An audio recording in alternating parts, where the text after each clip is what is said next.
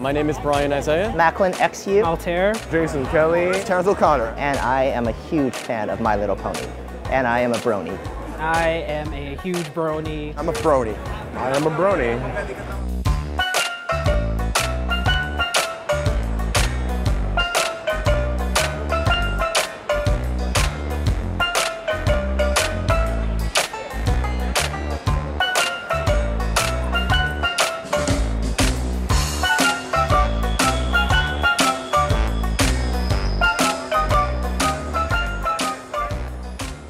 I've been making clay for about 15 years. I started with something simple like Super Mario and worked myself to make figures, and eventually within this last year I started making custom ponies, which I brought to venues like BronyCon, and throughout the experience it's been really good and powerful just because it got me the chance to meet so many wonderful people within the community, and as well as meeting the creators of the show.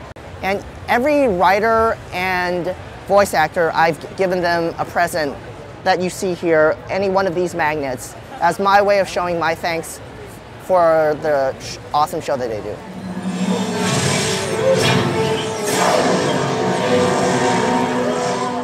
I think that for everyone who thinks that it's a girls' show, they should really just, give it a chance and watch a few episodes, because you can't really judge an episode unless you watch it. Right, you are, princess, and the queen of the change. The brony subculture, as they would prefer to be called, is interesting in that it's remarkably positive in its outlook on the show, each other, haters as they're called.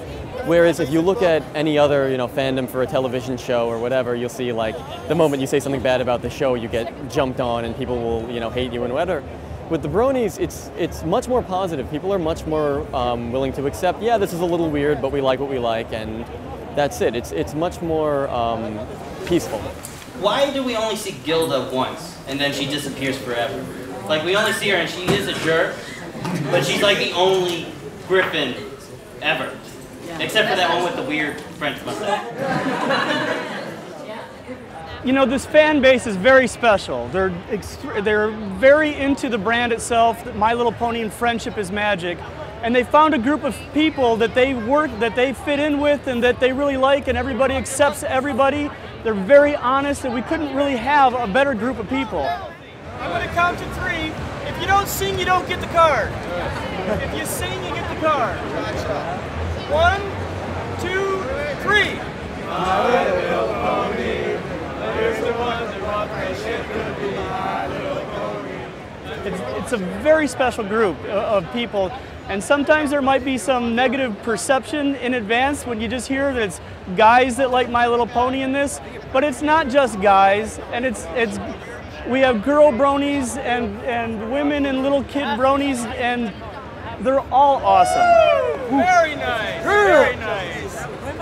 You have earned it. Yes. You're gonna earn it. And you don't know how something like this is going to do because it's such a core fan base. In the first week of sales at Walmart and Target and Toys R Us, we received reorders. We were completely sold out on the very first week of the launch of our product. So we went back and reprinted. We just started shipping about 2 weeks ago and we're almost sold out. I was just hanging around my college, my friends.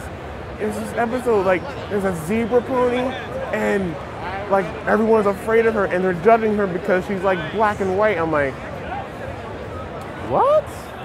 So I was like, okay, let me check this out and see what they're talking about. I'm like, wow, that's very interesting. And, like, actually talk about, like, somewhat racism or judging people for, like, what they see and stuff. I was like, that's an interesting concept for, like, a show like this.